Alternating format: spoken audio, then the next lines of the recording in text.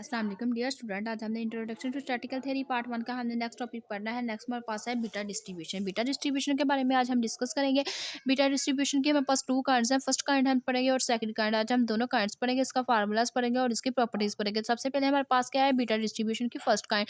तो इसके लिए हमारे पास फार्मूला क्या होगा, एफ ऑफ एक्स ऑफ 1/बीटा M N is equal to x power M minus one, one minus x power इसकी एम माइनस वन। जो एक्स होगा 0 to 1 करेगा, एम और N greater than is equal to 0 होगा, otherwise हमारे पास function 0 हो जाएगा। अब हमने क्या करना है, हमने अपने रिजल्ट को देखना है कि क्या वो प्रोबेबिलिटी डिस्ट्रीब्यूशन फंक्शन भी बनाता है। तो प्रोबेबिलिटी डिस्ट्रीब्यूशन फंक्शन हमारे पास ऐसा फंक्शन होता है जिसकी हमारे पास जो अपर लिमिट होती है वो हमारे पास किस में कन्वर्ट होती है, एक्स में होती है, बल्कि उसमें और कोई वेरिएबल नहीं आता। तो हमने क्या किया, सिमिलरली ऐसे फंक्शन लिख लिया। हमने कहा जो हमारे पास डिस्ट्रीब्यूशन फंक्शन होगा बीटा डिस्ट्रीब्यूशन का, वो हमारे पास अगर 0 होगा जब हमारे पास एक्स लेस देन 0 आ रहा होगा। 0 to x 1 beta m N is equal to x power M minus one, one minus x power n minus one d of x जब होगा तब होगा जब वो हमारे पास 0 to 1 है, लिमिट से स्क्वायर अप्लाई हो रही होगी। 0 हमारे पास कब होगा, जब वो x greater than is equal to 1 को अप्रोच कर जाएगा। तो ये हमारे पास क्या है।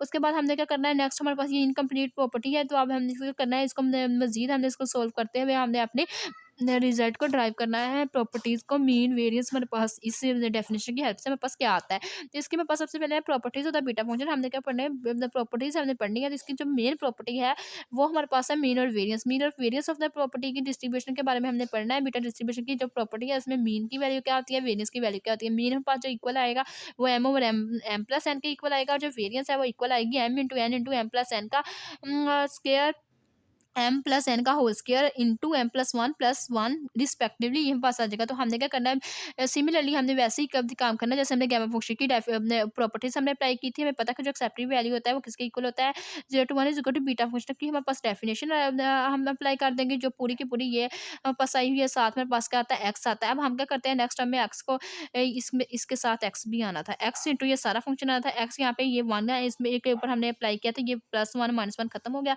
एक्स पावर हमारे पास क्या आ गया, एम आ गया, one minus X into M minus one आ गया, या वन बीटा एम हमारे पास कॉन्स्टेंट था बाहर निकाल दिया। अब हमने क्या करना है, बाय डेफिनेशन इसको क्लोज करना है। तो बाय डेफिनेशन हमने इसको क्लोज कैसे करना है, हमारे पास यहाँ पे क्या होना चाहिए, x power M minus one होनी चाहिए। तो हमने क्या किया, एक्स पावर हमने +1 कर दिया और एक हमने क्या कर दिया, -1 कर दिया। तो यहाँ पे हमने कह दिया कि जो एम है वो इक्वल टू है m+1। तो इसी तरह हमने बीटा फंक्शन की डेफिनेशन में बंद कर दिया। हमने कहा जो बीटा फंक्शन है फर्स्ट टर्म हमारे पास किसके इक्वल है, m+1 के इक्वल है। सेकंड टर्म हमारे पास पूरा है, पूरी थी n-1, तो इसमें पास क्या आ गया, एन और बीटा एम एन आ गया। अब हमने क्या किया, हमने उसकी प्रॉपर्टी हमने अप्लाई की कि जो हमने पढ़ी हुई थी बीटा एम एन किसके इक्वल है, बीटा एम एन हमने पढ़ा था ये किसके इक्वल है, गैमा एन ओवर हमारे पास इक्वल था गैमा एम प्लस एन। तो ये वाली प्रॉपर्टी अप्लाई की इसके अंदर। प्रॉपर्टी अप्लाई करने के बाद हमने देखा कि जो चीज़ मेरे पास कैंसिल आउट हो रही थी हमने इसको कैंसिल आउट कर दिया, और जो हमारे पास बाकी बच रहा था हमने वैसे ही रख लिया। उसके बाद नेक्स्ट हमारे पास ये सारी चीज़ को हमने क्या लिया, यहाँ से हमारे पास गैमा एन ये हमारे पास यहाँ से ये जा रहा था, यहाँ से ये कैंसिल आउट हो रहा था, कैंसिल आउट किया था, यहाँ से हमारे पास मीन की वैल्यू आ गई m over M plus N.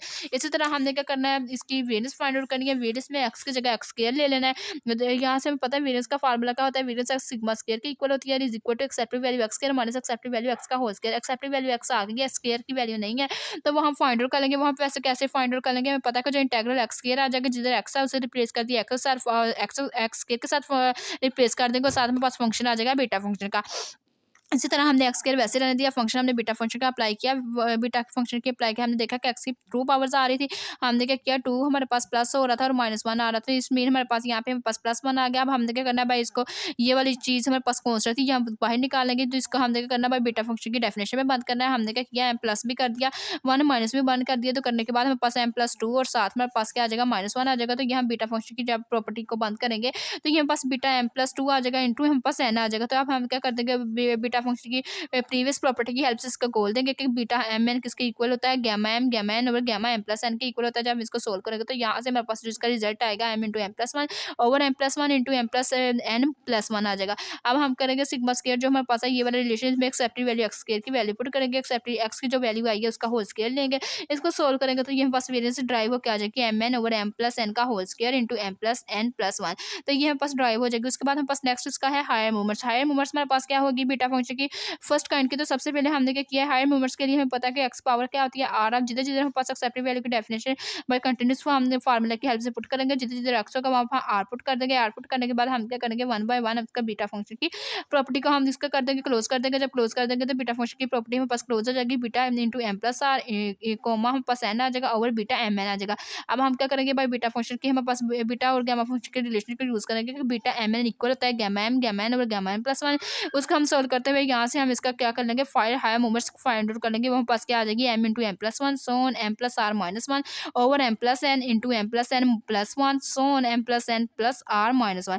तो ये हमारे पास क्या हो जाएगी, ड्राइव हो जाएगी। उसके बाद हमारे पास इसकी ये सेकंड प्रॉपर्टी थी। थर्ड प्रॉपर्टी हमारे पास क्या होगी, इसकी जो शेप होगी बीटा फंक्शन की वो हमारे पास क्या होगी, M is equal to four और N is equal to three के लिए हम सिर्फ इंडिकेट कर सकते हैं, जैसे कि हमारे पास एज एग्जाम्पल में दिखाया गया। उसके बाद हमारे पास है if m and n are both greater than one, जो एम और एन ग्रेटर देन ऑलवेज हमारे पास वन हो गया। If it is the modal value x is equal to m minus one over M plus n minus two. तो ये हमारे पास greater than one होगी, जो इसकी मॉडल वैल्यू होगी वो हमारे पास एक्स इज इक्वल टू ये होगी, और उसमें एम और एन की वैल्यू इक्वल होगी वन की। इसलिए रिड्यूस द यूनिफॉर्म डिस्ट्रीब्यूशन, जो इसी तरह इसको हम क्या करेंगे, रिड्यूस कर देंगे यूनिफॉर्म डिस्ट्रीब्यूशन में, जब तक हम क्या करते हैं अपना यूनिट इंटरवल एग्जिस्ट नहीं करवा लेते। यहाँ पर जो यूनिट इंटरवल है वो बिना नहीं लेते। The curve of the F of x touch x axis, जो हमारे पास ये कर्व है जो वो टच करेगी एक्स एक्सिस को, जब हमारे पास X is equal to zero होगा और एम ग्रेटर देन टू होगा।